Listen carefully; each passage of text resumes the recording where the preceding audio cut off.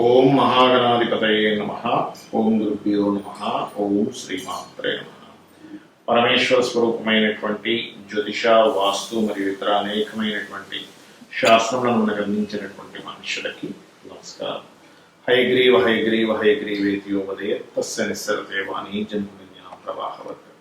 అరుణాం కరుణాతరంగితాక్షీం ధృతపాశాంకుశపుష్పబాణచాపాం అనిమాదివిరావృతాం మయూకైః అహమిత్యేవ విభావయే భవానీ శ్రీమాత్రే నమః. చాలామంది నాకు వాట్సాప్లో కానీ లేనట్లయితే మెసేజెస్లో కానీ పెడుతున్నటువంటి మెసేజ్ ఏమిటి అంటే, ఏమండి మాకు అష్టమి శని నడుస్తుంది, అర్ధాష్టమి శని నడుస్తుంది, అదేవిధంగా ఏలినాడు శని నడుస్తుంది, దీని నుంచి బయటపడడానికి ఏదైనా మార్గం ఉందా?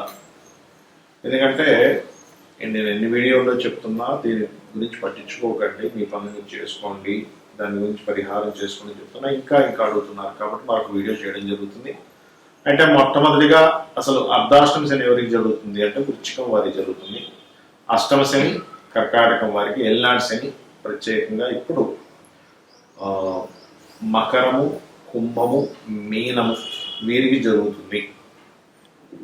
అదేవిధంగా ఒక్కొక్కరికి ఇంతింత కాలం ఉంది. ఈ కాలం ఎవరెవరికి ఎంతెంత ఉంది, అందులో ప్రధానంగా మనం మొన్న ఒక వీడియోలో చెప్పుకున్నాం. ఈ 45 days ప్రధానంగా ఏ విషయాల పట్ల కొంత జాగ్రత్తగా ఉండాలి. అదేవిధంగా ఈ శని యొక్క ప్రభావం వల్ల ఏ రెమెడీస్ చేసుకోవాలి, ఇవన్నీ కూడా మనం ఒక్కొక్క రాశి పరంగా చెప్పుకుందాం. ఇక ఏలినాడు శని ఒక 3 రాసులు ఉందాంలో ఒక్కొక్క రాశి పరంగా చెప్పుకుందాం. సంవత్సరంన్నర పాటు ఏలినాటి శని మకర రాశి వారికి ఉంది. మరి ఏలినాటి శని ఇంకొక సంవత్సరంన్నర పాటు మకర రాశి వారికి 2వ స్థానంలో సంచరిస్తుంది కదా. దీని మూలంగా తీసుకోవాల్సిన జాగ్రత్త ఏమిటి బాగా అర్థం చేసుకోండి. సింపుల్గా బిజినెస్ రిలేటెడ్ సంబంధంగా ధనము ఏదైతే పెడతామో, సీక్రెట్గా పెడతామో మకరం వారు, దాని గురించి కుటుంబ సభ్యులకు తెలిసి అది గొడవ అవుతుంది. అందుకని ఓపెన్గా ఉండండి, ట్రాన్స్పరెంట్గా ఉండండి. ఇది నేను పెడుతున్నాను, దీనివల్ల ఇలా వస్తుంది, దీనివల్ల ఇలా నష్టం అవుతుంది, లేకపోతే దీనివల్ల ఇంత లాభం వస్తుంది, లేకపోతే ఇది ఈ లాభం రావడానికి ఇంత సమయం పడుతుంది. క్లియర్గా ఉండండి. ఇక్కడే మీకు ఇబ్బంది వస్తుంది. Because of second house is money. Makar రాశి అధిపతి శని వెళ్ళి 2వ వచ్చినాడు. అలాగే ఎవరికైనా ధనం ఇచ్చేటప్పుడు కాస్త జాగ్రత్తగా చూసి ఇవ్వండి. డబ్బులు లేనట్లయితే వాటి మూలంగా ఇబ్బంది వస్తుంది, గుర్తుపెట్టుకోండి. అదేవిధంగా కుటుంబ సభ్యులలో ఏజ్డ్ పర్సన్స్ ఉంటారు. కొంతమంది తండ్రు, తాతలు, లేకపోతే ముత్తాతలు, అమ్మమ్మలు, నాన్నలు ఎవరో ఉంటారు. వారి యొక్క మనస్సును అర్థం చేసుకోకుండా ఒక్కొక్కసారి ఏమవుతుందంటే, మనం ఏదో ఫ్రస్ట్రేషన్లో ఉంటాం, ఏదో బిజినెస్ స్ట్రెస్ అనో, లేకపోతే బయట ఆఫీస్లో స్ట్రెస్ అనో, లేకపోతే బయట ఎవరో ఏదో అన్నారనో, పక్కింటోడు ఏదో అన్నారు, అది తీసుకొచ్చి వీళ్ళ మీద మనం వీళ్ళేదో మాట అనేసి వీళ్ళతో మనకి ఘర్షణ ఏర్పడుతుంటుంది. కాబట్టి ఈ యొక్క అంశంలో కూడా జాగ్రత్తగా ఉండాలి. ఎందుకంటే ఇంట్లో ఉండేటువంటి పెద్దవాళ్ళు బాగా అర్థం చేసుకుని, మనకి శాస్త్రంలో చెప్పారు, ఇంట్లో ఉండే పాత వస్తువులు బయటపడే ఇరిగిపోయింది. కానీ ఇంట్లో ఎంత పెద్దవాళ్ళు ఉంటే అంత శ్రేయస్కరము. ముసలి వాళ్ళు ఉన్నారు, గొప్పదట ఇంట్లో కనుక. పెద్దోళ్ళు ఇంట్లో ఉంటే అదే గొప్ప లక్ష్మి, గుర్తుపెట్టుకోండి. ఎందుకంటే వాళ్ళకి బోల్డ్ అన్న అనుభవాలు ఉంటాయి, వాళ్ళకి బోల్డ్ అన్ని ఆలోచనలు ఉంటాయి. ఏదో చేదస్తాం కొద్దీ, మతిస్థిమితం సరిగ్గా లేకపో చేదస్తాం కొద్దీ ఏదో మాట అంటారు. అంత మాత్రం చేత మనం వాళ్ళని ఇంకో రకంగా తీసేసుకొని, చాలా మంది తెలియక ఓల్డేజ్ హోమ్లో వేసేసేయడం, తీసుకెళ్ళి ఇంకో దగ్గర పెట్టేసి ఒక 30-40 వేలు కట్టేస్తే నాకు ఈ శ్రమ ఉండదు కదా అని అనుకోవడం చాలా పెద్ద తప్పు, గుర్తుపెట్టుకోండి. ఎందుకంటే వీళ్ళకి ఎంత మనం సేవ చేసుకుంటామో శని భగవానుడి యొక్క అనుగ్రహం అంత కలుగుతుంది. బాగా అర్థం చేసుకోండి. అది శని భగవానుడి అనుగ్రహం కలగాలని కాదు నేను చెప్పేది. ఇక్కడ మీరు అర్థం చేసుకోవాల్సింది ఏంటంటే, ఎక్కడి నుంచి వచ్చామా, జీన్స్ ఏంటి మనకి, తాతలు, ముత్తాతలు, తండ్రులు ఇక్కడి నుంచే కదండి. కాబట్టి పొరపాటును కూడా ఓల్డేజ్ హోమ్స్లో వేయకండి. ఇక కొన్నిసార్లు మనిషికి తప్పదు. ఎట్లాగా ఎవ్వరు ఉండరు, వాళ్ళకి ఒక్కరే అయిపోతారు. అలాంటి వాళ్ళు సింగిల్గా వాళ్ళంతా వాళ్ళు వెళ్ళిపోవడం వేరు. ఒక్కరే నేను ఇంట్లో ఉండి ఏం చేసుకోవాలి, నాకు ఎవరూ లేరు కాబట్టి నేను ఆ గ్రూప్తో చేస్తాను, వాళ్ళంతట వాళ్ళు స్వచ్ఛందంగా చేరడం వేరు. బాగా అర్థం చేసుకోండి. లేకపోతే ఇంకొంతమంది పడవు, వాళ్ళ తల్లిదండ్రులు వాళ్ళ పిల్లలతో పడదు, ఎవరితో పడదు, వాళ్ళతో వాళ్ళు వెళ్ళిపోతారు. That is different case. నేను మనశ్శాంతి కోసం వెళ్ళిపోతాను అన్నమాట. బట్ నేననేది ఏంటంటే వీళ్ళు భారము అనుకుని మాత్రం చేయకండి, దానివల్ల కూడా కుటుంబానికి ఇబ్బంది వస్తూ ఉంటుంది. అయితే ఇక్కడ మీరు ఫుడ్ రూపంలో ఏదైనా దానంగా ఇస్తూ ఉన్నారు అందరికీ. అంటే నువ్వుల దానం, నువ్వుల ఉండలు దానం, నువ్వుల ఉండలు అందరికీ పంచిపెట్టడము, నూనెని దానంగా ఇవ్వడము, అదేవిధంగా పెరుగన్నాన్ని, ఆవకాయతో కూడిన పెరుగన్నాన్ని దానంగా ఇవ్వడం చేయండి. చేసినట్లయితే అన్ని విధాలు బాగుంటుంది.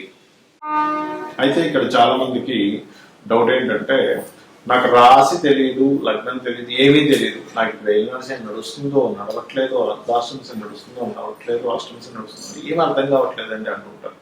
అలాంటి వాళ్ళు కొన్ని సింటమ్స్ అని బేస్ చేసుకొని మీరు అర్థం చేసుకోవచ్చు. ఏమిటి ఆ సింటమ్స్ అంటే, ఏ పనైనా మీకు ఆలస్యం అవుతుంది అనుకోండి.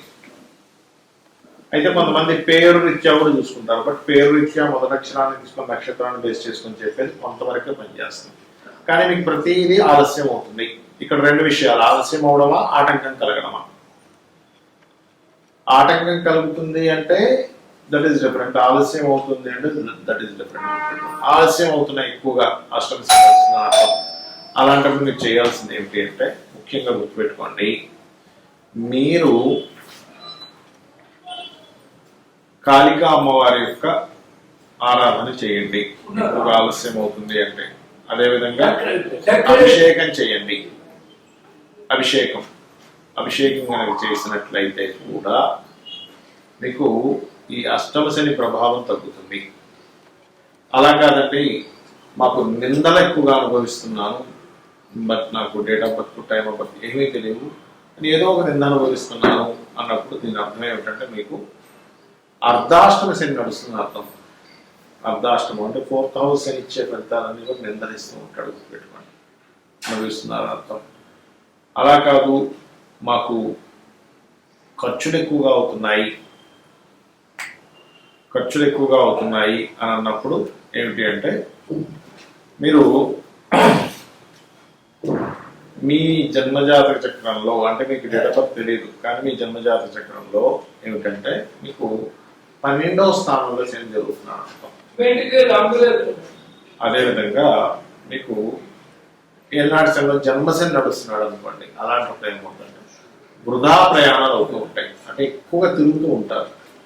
అలా కాదండి, మాకు ధన విషయంలో ఎక్కువగా రావాల్సిన ధనం రావట్లేదు, ఆగుతూ ఉంది, స్లో అవుతుంది. ధన విషయంలో, కుటుంబ విషయాల్లో, ఒక మాట విషయంలో అవుతుంది అన్నప్పుడు దాని అర్థం ఏంటి అంటే, మీరు పర్టికులర్ గా అర్థం చేసుకోవాల్సి ఇక్కడ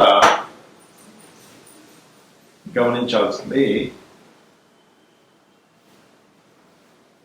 శని 2వ భావంలో ఉండేటువంటి ఫలితాలు ఇస్తున్నాను. అప్పుడు మీరు చేయవలసింది ఏంటి అంటే, జన్మశని నడిచేటప్పుడేమో అంటే వృధా ప్రయాణాలు అవుతున్నాయి అన్నప్పుడు వాకింగ్ ఎక్కువగా చేయండి. ధన సంబంధించిన విషయం ఎక్కువ ఇబ్బంది అవుతుంది అన్నప్పుడు, అంటే మీ డేట్ ఆఫ్ బర్త్ తెలియదు కానీ ధన విషయంలో పర్టికులర్గా అవుతున్నాయి అన్నప్పుడు గోవుకి బెల్లం తిరిగించండి. ఇవి పర్టికులర్గా మీ జన్మజాతకంలో ఏంటో తెలియనప్పుడు చేయాల్సినటువంటి బుక్ పెట్టుకోండి.